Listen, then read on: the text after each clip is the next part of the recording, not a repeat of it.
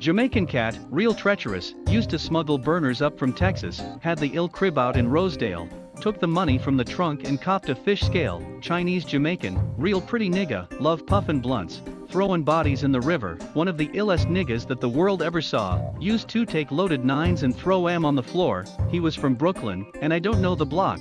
I met him at the flicks, he commented on my rocks, we're rolled back to back, while I was slingin' raps, he was slingin' crack. The Poison Clan, Part 1. In the late 1980s, a gang formed in Brooklyn, New York, named the Poison Clan. The Poison Clan consisted of Dean Anthony Beckford, Claude Gerald Dennis, Leonel Romeo Cazaco, Richard Anthony Thomas, John Dwight, Sean Henry, and Winston Gordon. The formation of this drug trafficking gang resulted in 5 murders and the shooting of 2 other victims. Who was the Poison Clan? Dean Beckford, Claude Dennis, Leonel Cazaco, Richard Thomas, John Dwight, Sean Henry, and Winston Gordon. The forming of the Poison Clan.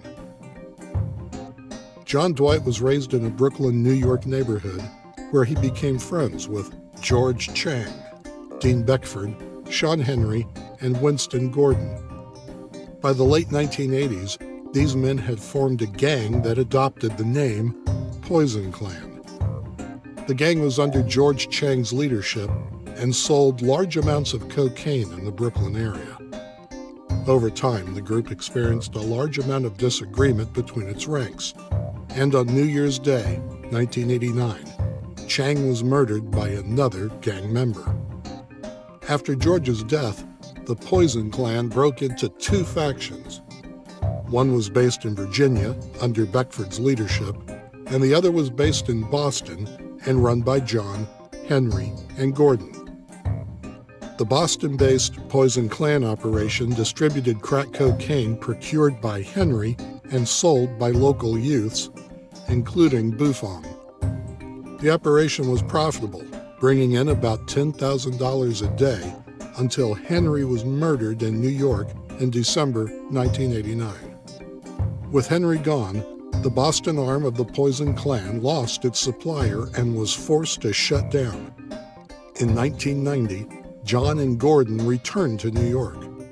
Later that year, Gordon returned to Boston to begin his own operation, selling marijuana without John's knowledge. Gordon hired Buffon as one of his dealers.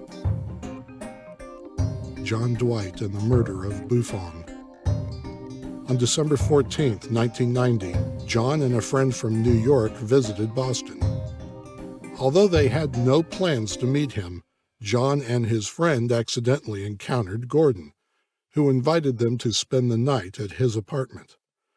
The next day, the men met Buffon, who was driving a black BMW motor vehicle. John commented on the quality of Buffon's automobile, and when the men decided to go shopping, John rode with Buffon in the BMW. The others followed in 2 vehicles. Buffon purchased various articles of clothing, and when he paid for them, he displayed a large amount of cash to the group. On the way back to Gordon's apartment, the vehicles became separated at a traffic light. Buffon and John, in Buffon's BMW, made it through the light and disappeared. The others returned to Gordon's apartment. About 1/2 hour later, John returned to the apartment alone, carrying Buffon's automobile radio and keys.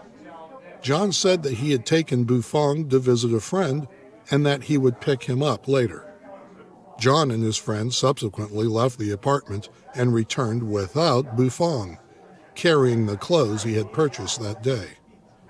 When Gordon asked about Buffon, John showed him a 9mm handgun and said that Buffon had to go. He was asking me too many questions. Later that day, Boston police officers discovered Buffon's body in an alley. He had been shot in the back of the head. On December 24, 1990, John was arrested in New York City. He was driving Buffon's BMW. 2 guns, one of them a 9mm, were found in the car, together with Buffon's wallet.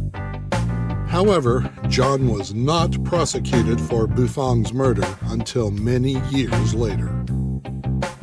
At the trial, which took place in 2002, statements made by John to an FBI agent in 1997, confessing to Buffon's murder, were admitted in evidence.